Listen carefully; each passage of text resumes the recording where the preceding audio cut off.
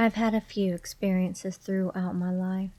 Luckily, I've never actually seen one with my own eyes, as I think I would go white and faint if I did.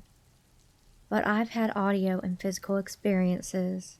My first story is from about 12 or so years ago, when I was in middle school. I used to have sleepovers at my best friend's house, often. Being the curious kids we were, we started using the Ouija board. It would move and answer questions, but I was never really sure if my friend was just doing it or not. We started lighting a candle and turning off lights and closing the windows. We would start with, "If there's any spirits in the house, please sway the candle fire." And a few seconds later, a breeze would come through and sway the candle left and right. We would ask questions and say, "Sway the candle fire for yes," or "Keep it still for no." I don't remember what kind of questions we asked, but I'll always remember the moment when I said, "If you're real, make a sound." My friend had a drum set in his room, sitting to the right of us against the wall, perpendicular to the couch we were on. Right after I said to make a sound, the snare drum went doo-doo-doo, super loud. I remember not being scared, but just thinking, wow, okay, well, I got my answer. This stuff is real. And then asked again to make a quieter sound, and it knocked 3 times on the floor beneath the couch. I think we wrapped it up after that. And ever since then, when I'd sleep over late at night, a pen or something would get thrown across the room, and we'd be like, "Was that you?" And he had general haunting stuff happen, like the piano playing when no one else was home, and when laundry was finished, the washer and dryer door would open on its own, as if the ghost was being like, "Here you go, your clothes are done." Thinking back as an adult now, I wish I would have asked so many more questions. I'm so curious. I wish I would have asked if it's true that ghosts are really spirits of the dead, or are you guys something entirely different that we have no idea about? Is heaven and hell real? Or do you have no idea? What exactly are you? Where do you come from? Are you immortal? Can you travel amongst the universe, or are you bound to the grounds of the earth? Part of me wants to reconnect so I can try to ask those questions, but I know it's not worth risking bringing myself a haunting.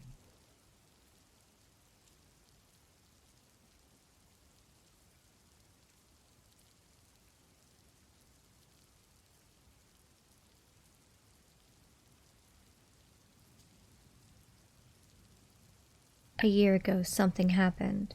I know, the title might sound like something sexual happened, or someone died or something, but in 2020, I had a weird experience. I'm a very light sleeper, so I woke up and heard my parents gagging, and I found them pointing at my old cat's litter box, and my mom threw up. It was like 5 a.m. or around 6 a.m., and I got up, I took it outside to clean it.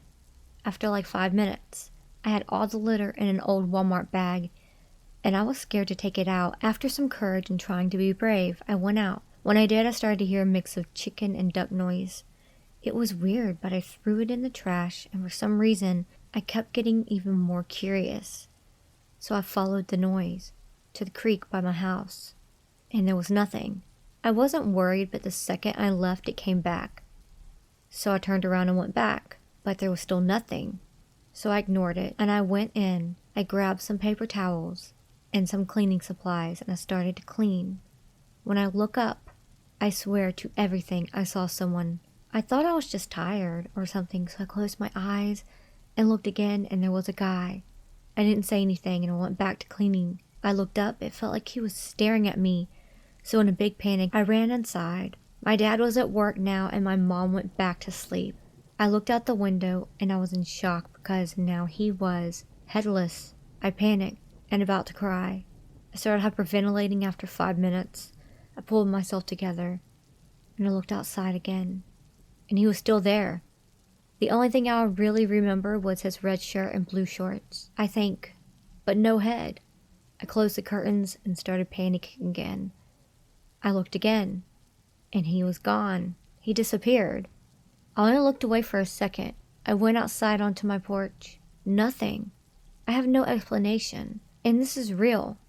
Does anyone believe me? Please, I don't understand what I saw, but every time I tell someone my story, I hear the same bird noise. And they can hear it too. Do you believe me? Do you think I'm lying? Help me out, please.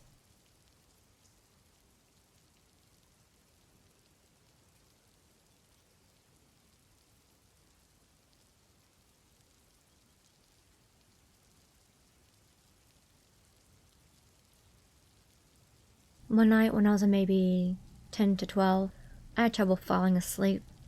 My bedroom was the entire top floor of our house, with my bed and such being on the left side and storage closets and a play area being on the right. I was lying in bed when I heard a noise from the other side of the room, and I see a rocking horse being rocked. It was sitting just outside one of the storage closet doors. It proceeded to rock its way halfway across the room and stopped dead under the ceiling light. At this point, I was freaking out, and I just buried my head under my blankets and never peeked out again until morning.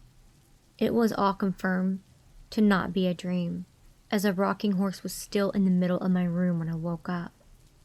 Furthermore, I got a stern reprimand from my parents for being up and out of bed and playing with my toys well past my bedtime. Their bedroom was directly below the storage closet play area and had heard the creaking of the rocking horse shuffling across the room.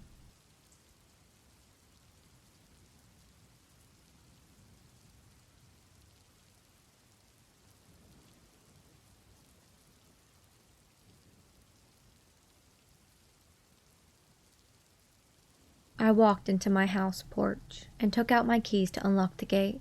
I know that Sarah and Ashley have gone to work, and I will be back only at night. As I unlocked the gate, I realized something was on the floor. I went forward to take a better look, and it was a piece of paper crumpled up into a ball. I opened the paper up and read what it said, and it read the same words that I heard in the taxi that day. "You are not alone." My heart raced with fear, and I looked around. Something was foul-smelling, and I smelled the paper, and bingo, it was from the paper. It smelled like a corpse, so I quickly threw the paper in the drain. As I smelled my hands, I had to wash my hands due to the smell, but that smell kept coming back. I did not pay much attention to this, as I had to take a bath and just rest my head. Those two come back to ask me questions about yesterday and today. Suddenly, my phone rings, and I was startled as I walked into the house. I answered it, and the same bad television signal came through. The voice was barely heard, and I had to increase the volume. "We're looking for a house to rent," the voice answered me over the phone. I did, but who is this first? "Do you want to see that house now?" The voice ignored my question. Little did I realize that the line was cut, and I kept talking over the phone till I saw the screen of the phone and placed my phone on the kitchen counter as I took out my bag. I walked into the bathroom and changed into my bathrobe. I opened the tap in the tub, filled with warm water. I immersed myself in the water and closed my eyes. I realized that I was dozing off in the tub, but I just let my eyes take a nap for a while. My mind started to play tricks on me when I saw myself in the same bathtub, and someone was sitting in front of me. That person looked like she had long wet hair, which covered her whole face, and I could sense that her eyes were staring at me as she slowly came closer. I started to feel uneasy and nervous, so I tried to wake myself up, but I couldn't move my body. As I tried hard to get up from the bathtub and run, she came closer to my face and opened her mouth widely while screaming her lungs out. That scream gave me goosebumps, and I know I had to get out of the tub fast. My heart was racing so fast, hearing that eerie scream, that I thought my heart might just stop beating. As soon as she went back from her position for me, opened my eyes and realized that my whole body was in the water. If I was a little late at opening my eyes, I think I would have drowned and died that very instant. I gasped hard for air, and I got out of the tub. I quickly took my bathrobe and tied it around me without even drying my hair. I had my hands on my chest as I was still gasping for air badly. As soon as I stabilized myself, I got up from the floor and looked at the mirror. I was startled to see in the writing on the mirror which said, "You are not alone." Again. I wiped the mirror and saw my face. My eyes were red due to too much immersion in the water just now. My heart was still racing fast as I thought about the bizarre moment. The whole incident made it hard for me to even swallow my saliva properly. My hands were shivering out of fear, and I realized that I couldn't walk properly because my legs went weak.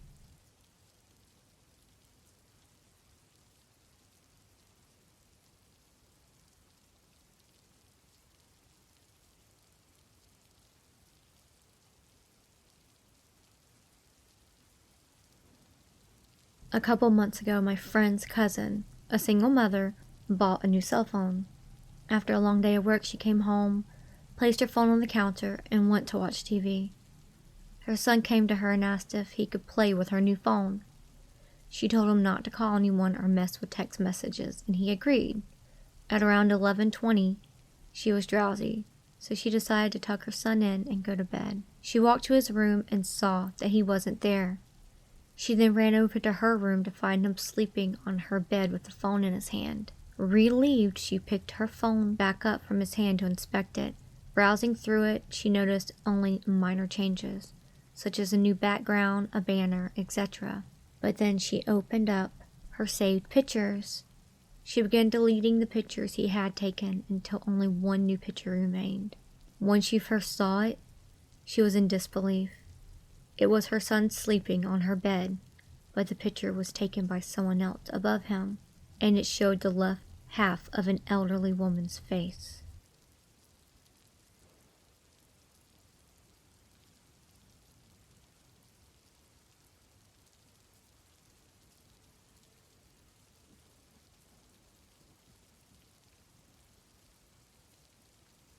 So this happened to me when I was still schooling. I was studying for my final exams in my room. I heard something like a bird flapping against my room window. My mother used to tell me that our housing area is filled with paranormal things, lingering around because some of my neighbors are fond of taking care of those things. I know it might sound like nonsense to some of you, but I've experienced one myself, and it is not a nice one. It was raining heavily that night during the weekends, and I was in my room revising my biology questions. My biology paper for my final exam was 2 days after the weekend, and I was stressed about completing the chapters on time. On a totally unrelated note, science subjects are not my cup of tea, and I always get a mark above the passing mark. Moving on, my room was chill because of the rain, but I still wanted the air conditioner switched on in my room that day. My room was facing the back of my neighbors' houses, and there is a pathway in between the back of my house and theirs.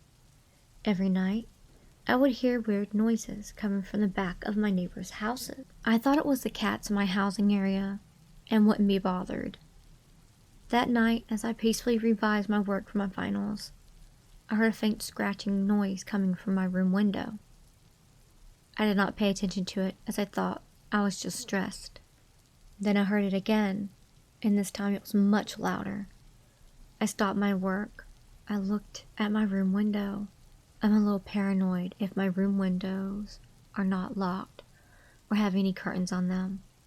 So I stared at the curtains but did not dare move from the study table. I panicked when I heard a loud knocking on my room window, so I quickly got up from my chair and ran out of my room. I told my parents about the knocking on the window and the scratching too. My parents were skeptical about this and told me to go back to my room to continue my revision. They were more worried about my grades falling than my fear to go back to my room. They thought I was making some lame excuses to escape studying for my exams. Eventually, I went back to my room and gathered all my courage to continue my revision. It was almost midnight, and I thought I have revised much for the night, so I packed up my things and went to bed. I wanted my parents to know that there were knockings on my room window, so I recorded the night in my room. The next morning I woke up and was eager to check out the recordings, and to my horror I heard those knockings again on my window. I couldn't make out who was knocking, but because of my room curtain, I was thankful for my room curtain that blocked the vision of whatever was knocking on my window that night. I showed my parents the recordings and they believed me. I did not hear the knocking again on my room window, but I kept hearing some weird and strange noises coming from the back of my neighbors' houses. Days passed, and I finished my final exams. My parents sat me down one evening and told me something that I shouldn't have heard. This was something I regret hearing from my parents because I could not sleep that night in peace. They told me that there was a playground behind my house, and at the end of the road, along with my houses, a neighbor have seen things lingering around. When my parents confronted one of my neighbors about my incident, they told my parents that thing might be the one who came knocking on my window. Till now, I do not know what is that thing, and I do not wish to see it. Whenever I hear those same knockings on my room window, I pretend that a bird is knocking its beak on my room window. But I know birds don't fly at night.